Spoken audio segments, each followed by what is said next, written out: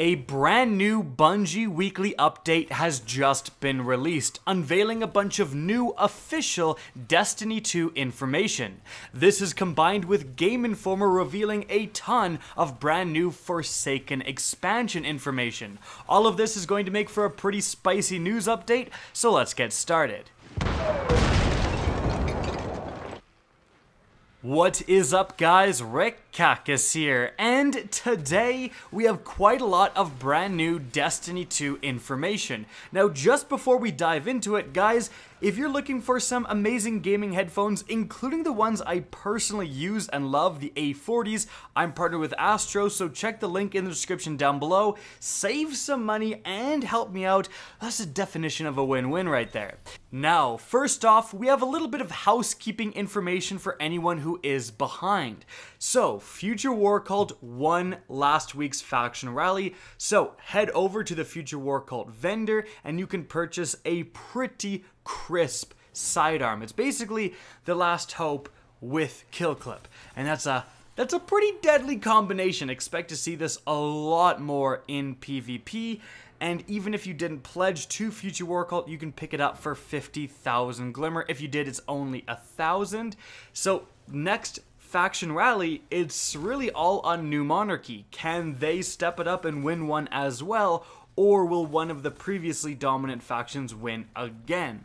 Now, in addition to that, Guardian Con is coming up fast. It takes place very soon, July 13th to the 14th, and Bungie is going to be there with Gambit. So if you do go to Guardian Con, you will have a chance to play Gambit, the new game mode coming in Forsaken.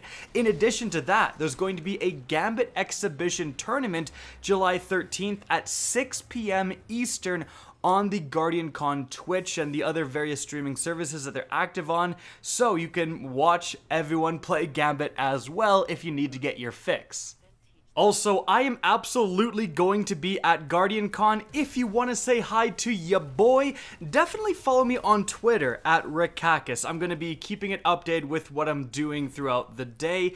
Now, moving on from there, we have some new information about the raids, particularly the Prestige Raid Lairs. So, on July 17th, with update 1.2.3, there's going to be massive changes to the Prestige Raid Lairs. In fact, well, they're being introduced for the first time, but also the way Prestige mode works is changing dramatically. Not only are these activities a little bit more challenging, but they're challenging in the sense that they add new rotating modifiers and a curated loadout. So for example, week 1 could force you to use a hand cannon and a scout rifle and then a snipe rifle, and then have a modifier that maybe reflects that curated loadout. Now, what hand cannon you use is completely up to you, but you still have to use a hand cannon, again, for example. Now, these raids are actually going to be changed in when they are released, because there is going to be kind of a race to worlds first, and it would be kind of unfair to release both of these Prestige Raid Lairs at the exact same time. So now, Eater of Worlds Prestige launches at 11 a.m. Pacific on July 17th. So that's going to be the first race to Worlds First, and then right after that, the next day on July 18th at 10 a.m. Pacific, Spire of Stars Prestige launches. So if you're interested in playing those activities, that's when they're going to go live. Additionally, Bungie actually hints at what the modifiers and loadouts are going to be for week 1. They say that the first week's modifier is brand new. It's called Arsenal. It's weird, and that's all I say about it. However, they also say, as far as the curated loadout goes, I can only give you a little advice about one slot. I've been looking out for my time-worn Spire, and I feel an autumn wind blowing. Now, the time-worn Spire is a legendary Iron Banner pulse rifle, and the Autumn Wind is a legendary Crucible pulse rifle. So it very much does seem that one of the curated loadout slots for week 1 is going to be pulse rifle. So start thinking, what pulse rifle are you going to use to tackle the Prestige Raid Lairs? Moving on from there, something else cool that was announced is that starting this Friday, aka tomorrow at 10 a.m. Pacific, and lasting until weekly reset on the Tuesday, players are going to earn 3 times more Valor than normal in all Valor supported playlists in the Crucible. So if you want to nab that exotic ghost and level up your Valor, this weekend is the time to grind that. Now, that's pretty much it for all of the information contained within the weekly update. However, we have a bunch more Game Informer information, and I'm going to go down some of the highlights, the really game-changing stuff coming with Forsaken with you guys. So, firstly, let's start big here with some information about the destinations coming with Forsaken and even some new Forsaken raid information. Because there's 2 main destinations in this expansion. Now, the campaign is going to take place on the Tangled shore. This is an area of the reef. So, all of the Baron hunts, all of the missions, all that stuff is going to take place there. And this area contains its own unique activities. For example, there's a new public event called Cryo Cell Escape, where a cell from the Prison of Elders crashes down and enemies try to retrieve their captive leader. After a few waves, the pod will open and you'll fight the leader once held in the cell. Actually sounds really sweet. In addition to that, the lost sectors within the Tangled shore are getting some changes. Apparently they're more nuanced than before, and one contains a fallen black market fighting ring and a chance to learn about the Fallen's bizarre take on a dance club. What? That's absolutely crazy. Like, thank goodness they're making Lost Sectors a little bit more interesting. However, just like the Tangled Shore, the Dreaming City is a full-size destination, and apparently it's about the size of Nessus. Nessus is one of the biggest planets out there. The fact that the Dreaming City is as big, apparently, as Nessus, that is absolutely huge. However, you won't go to the Dreaming City during the campaign. It is the designated destination for endgame activities within Forsaken. In fact, there's apparently going to be a 3-week cycle to how the Dreaming City will appear. So, Petravenge is the vendor within the Dreaming City and will move around during this 3-week rotation. Over time, new missions and secrets will reveal themselves, enemy configurations and power levels will change, so they'll probably get harder over the weeks as the Taken Curse takes a greater hold there. It's also said at the end of the 3-week cycle, a greater secret awaits discovery for the Pinnacle players to confront.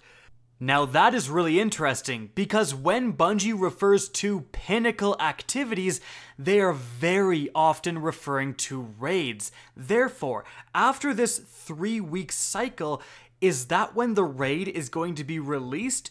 Well, it very much could be. However, 3 weeks between when Forsaken comes out and when the raid is released, that's not normal. In fact, it's usually like 3 days. I hope they do extend it to a week like they did when Destiny first released with the Vault of Glass, but I digress. Either way, it could be something involved with the raid. Perhaps the raid is released earlier, and then after the 3-week cycle, the Prestige raid is released. That is very much a definite possibility. Bungie has already confirmed that raiders will have an effect on the Dreaming City, so perhaps how many raids the community completes will actually change how the Dreaming City looks, change the activities available there, and potentially change what that very end Pinnacle activity is.